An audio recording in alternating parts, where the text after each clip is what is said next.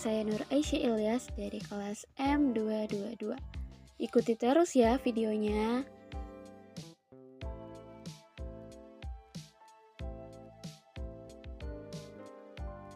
Imunisasi, juga dikenal sebagai vaksinasi, adalah proses pemberian vaksin kepada seseorang untuk melindunginya dari penyakit infeksi.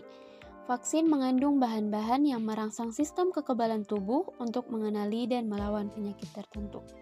Prinsip dasar imunisasi adalah memberikan tubuh paparan terhadap antigen penyakit, biasanya berupa mikroorganisme atau bagian dari mikroorganisme tanpa menyebabkan penyakit tertentu. Imunisasi bertujuan untuk melindungi individu dari penyakit yang dapat menyebabkan komplikasi serius, cacat, atau bahkan kematian. Selain melindungi individu yang divaksinasi, imunisasi juga berperan dalam mencegah penyebaran penyakit dari individu yang terinfeksi ke individu lainnya. Imunisasi umumnya diberikan pada periode tertentu dalam kehidupan seseorang, mulai dari bayi hingga usia dewasa. Beberapa vaksin memberikan perlindungan seumur hidup, sedangkan yang lain membutuhkan dosis tambahan atau penyegaran pada interval tertentu untuk menjaga kekebalan.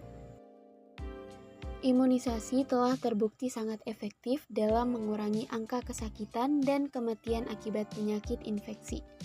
Imunisasi adalah salah satu langkah penting dalam upaya kesehatan masyarakat untuk menjaga kesehatan individu dan penyebaran penyakit di populasi. Nah, adapun beberapa penyakit yang dapat dicegah dengan imunisasi. Imunisasi dapat mencegah banyak penyakit menular yang serius, antara lain 1. Difteri, penyakit yang menyerang saluran pernapasan dan bisa menyebabkan pembengkakan dan kerusakan jaringan serta berpotensi mengancam nyawa. Yang kedua ada tetanus, juga dikenal sebagai penyakit lockjaw, merupakan kondisi yang disebabkan oleh bakteri Clostridium tetani dan dapat menyebabkan kejang otot yang parah, kejang pada rahang, dan kematian. Yang ketiga ada penyakit pertusis, juga dikenal sebagai batuk lejan, adalah penyakit pernapasan yang menular dan bisa menyebabkan batuk berdahak yang berkepanjangan, dan seringkali menyebabkan komplikasi serius pada bayi dan anak kecil. Yang keempat ada polio, yaitu penyakit virus yang menyerang sistem saraf dan dapat menyebabkan kelumpuhan permanen atau kematian.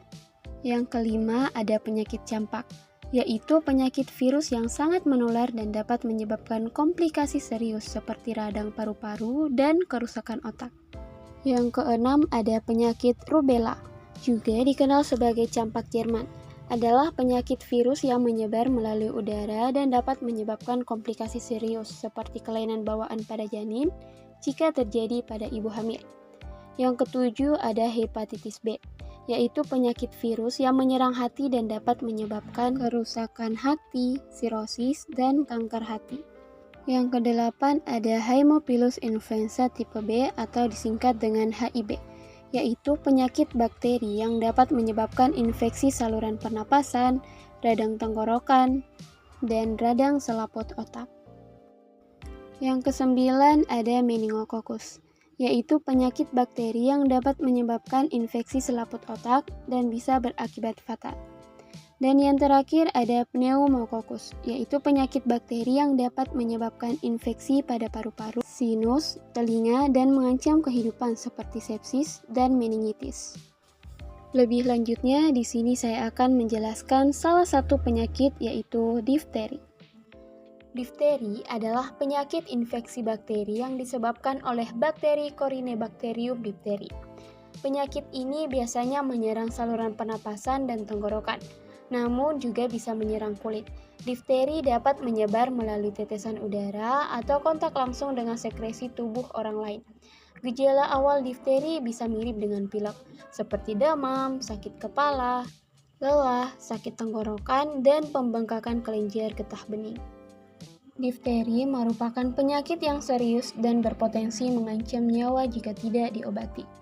Komplikasi difteri dapat mencakup kerusakan jantung, ginjal, saraf, dan bahkan kematian. Oleh karena itu, vaksinasi difteri menjadi sangat penting untuk mencegah penyebaran penyakit ini. Vaksin difteri biasanya diberikan dalam bentuk kombinasi dengan vaksin lain, seperti tetanus dan pertusis, atau dikenal dengan vaksin DPT. Vaksin DPT diberikan pada bayi dan anak-anak dalam beberapa dosis untuk membangun kekebalan tubuh terhadap difteri, tetanus, dan pertusis. Orang dewasa yang belum divaksinasi juga disarankan untuk mendapatkan vaksin difteri, tetanus, atau dikenal sebagai vaksin DT setiap 10 tahun untuk mempertahankan kekebalan tubuhnya terhadap difteri. Pengobatan difteri biasanya melibatkan pemberian antibiotik untuk membunuh bakteri Corynebacterium diphtheri yang menyebabkan penyakit ini. Selain itu, pasien juga dapat membutuhkan perawatan suportif untuk membantu meringankan gejala dan menghindari komplikasi.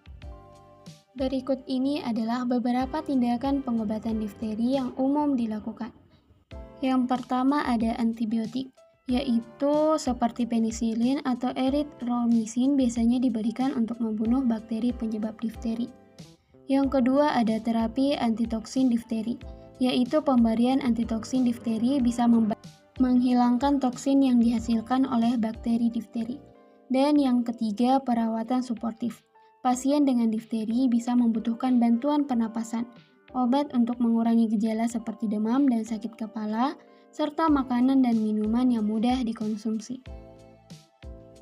Pencegahan penyebaran. Pasien difteri harus dikarantina dan orang-orang yang telah berinteraksi dengannya perlu diperiksa. Dan jika perlu diberikan antibiotik profilaksis. Penting untuk diingat bahwa vaksinasi adalah cara terbaik untuk mencegah difteri. Jadi, pastikan untuk mendapatkan vaksinasi difteri dan tetanus yang dianjurkan oleh otoritas kesehatan setempat dan menjaga jadwal imunisasi Anda. Nah, itulah tadi pembahasan dari penyakit difteri yang dapat dicegah dari imunisasi. Terima kasih telah menonton. Sekian dan terima nilai A.